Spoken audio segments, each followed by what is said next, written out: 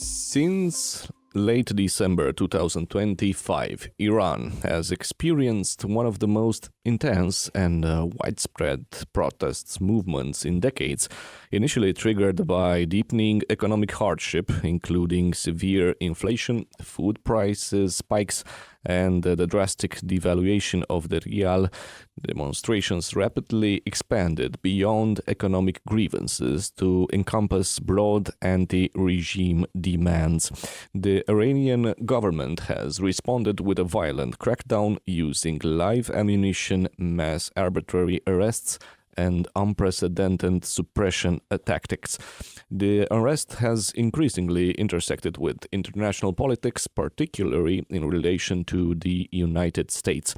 In recent days, U.S. President Donald Trump has publicly expressed support for Iranian protesters, urging them to continue demonstrating and warning Tehran against further repression. Against this complex backdrop, I will host Samuele Abrami, a respected researcher at Barcelona Centre for International Affairs. Samuele's work focuses on international relations in the greater Mediterranean and MENA region, with special expertise on how external actors shape geopolitical dynamics and how these policies are perceived locally. Samuele, welcome to Radio Iași. Well, thank you so much, Lucian, for the invitation. Big pleasure for me to be here. Also a pleasure from my side. And I want to ask you, first of all, from your perspective, what structural factors have turned economic discontent into such a broad, sustained challenge to the Islamic Republic?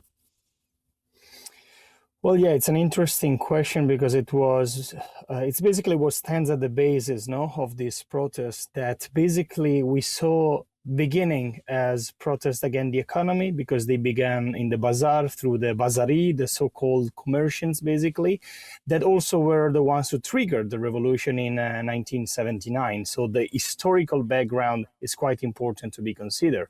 But what is different this time, and what many analysts are underlying, is the fact that this protest that began as protest against the worsening of the economic situation, the inflation that is hitting more than 40%, is the fact that these protests are now transversal, both sociopolitically and geographically. And this is because basically the protests are not just against the economy, but what we see is that the protests are against the whole system. The overall Islamic Republic being it, the more clergy side of the structural power of the Iranian Republic, being that more the political side, the government. In any case, the transversality is sociopolitical, as I was mentioning, because we saw that it's no longer just against the economy. We saw students, we saw the middle class participating into the protest, and also the geography is quite interesting because we also see cities like Qom and Mashhad that traditionally are much more loyal to the regime, let's say, or conservative. And this time people are taking the streets there as well, and also people reporting from the region of Balochistan, which usually has been more silent in this protest wave. Of course, the economic situation is one of the reasons, but in the end, it's also because the whole situation has become unsustainable for the population. Daily lives are affected not just by the economy, but also by the ways through which the regime is basically affecting the daily lives of the people. And so, of course, triggered by one element, now the protests are overall taking place to a different extent, I would say. And how would you characterize the Iranian regime's strategic calculus in choosing repression over concessions at this stage? Yeah, I think that as much as the worsening of the economy has kind of reached its limit, if we can say so, if there's ever a limit on that, I think also the regime has reached its limit in being able to concede something without conceding power to the people, in the sense that basically the regime has always been based on repression, of conceding basically little space, if non-existent space, to any sort of opposition. And so this is basically just a replica of many other protest waves that we've seen being repressed by the government. This time is slightly different because these protests were not just confined to the domestic borders, right? Because we've seen since the very beginning of the protest, Donald Trump waving support for the protest, but we didn't really get through which instruments or which kind of support the US were promising to the protesters. But of course, this has basically boosted the confidence of the people to take the streets and to keep taking the streets. Of course, this gives us other elements of uncertainty, and I feel the government is repressing because basically there's no accountability on that, and also because the government has proved to be resilient to many protest waves in the last years. Now we have the example of the 2009 protests by the Green Movement. Now, to a later stage, the 2022 protests for the death of the Kurdish Iranian woman Masha Amini. But in those cases, the protests were much more confined in political or ideological terms. Now the challenge to the government is that these protests are basically widespread. I wouldn't say throughout the whole Iranian socio-political spectrum, but of course to a larger extent than in the preceding ones. You were speaking about Donald Trump's messages. Do you feel that in the current time there is a coherent US strategy or approach toward Iran, or are we seeing this clear strategy or mostly messaging?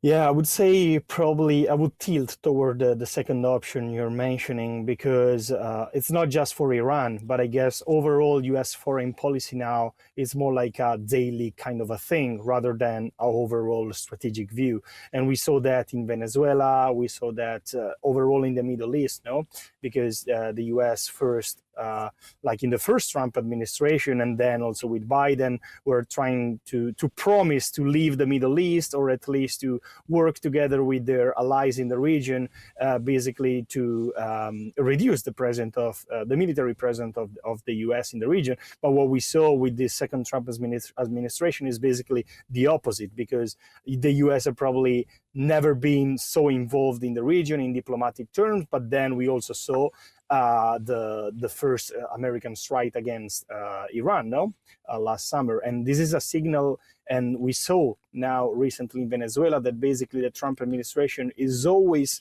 considering all the options on the table. There's no option that is unavailable for them. And we saw that in Venezuela, and we might see it in Iran. We don't know, that the US basically has the power, has the strength, and perhaps the willingness to act militarily and not just through, let's say, diplomatic pressure or economic pressure. Switching back to Iran, do you see any discernible, obvious internal cracks, internal elite fissures that could influence the future trajectory of the crisis?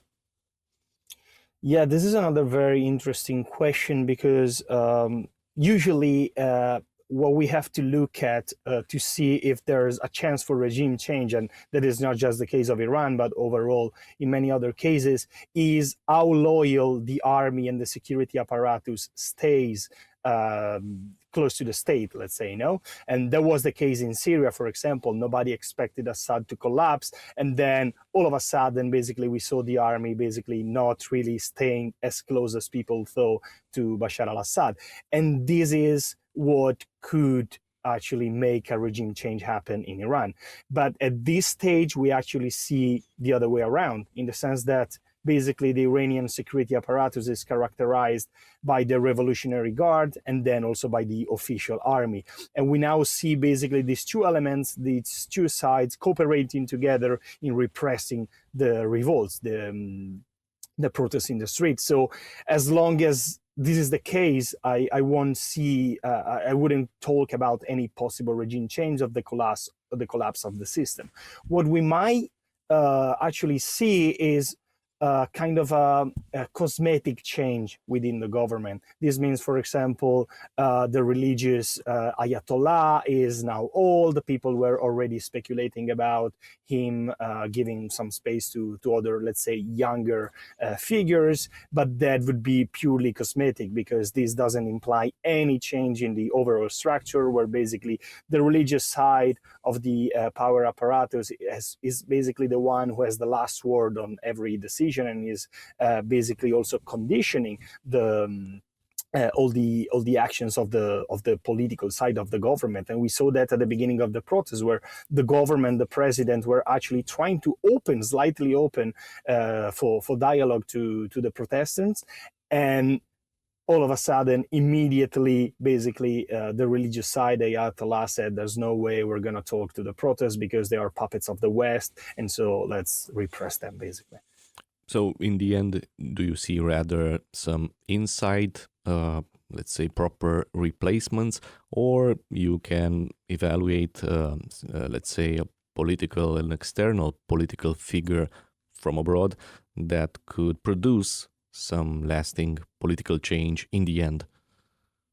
Yeah, of course, there are fractures within the regime, in the sense that even within the conservatives, we have more the reformists and we have the hawkish, the people with hawkish position.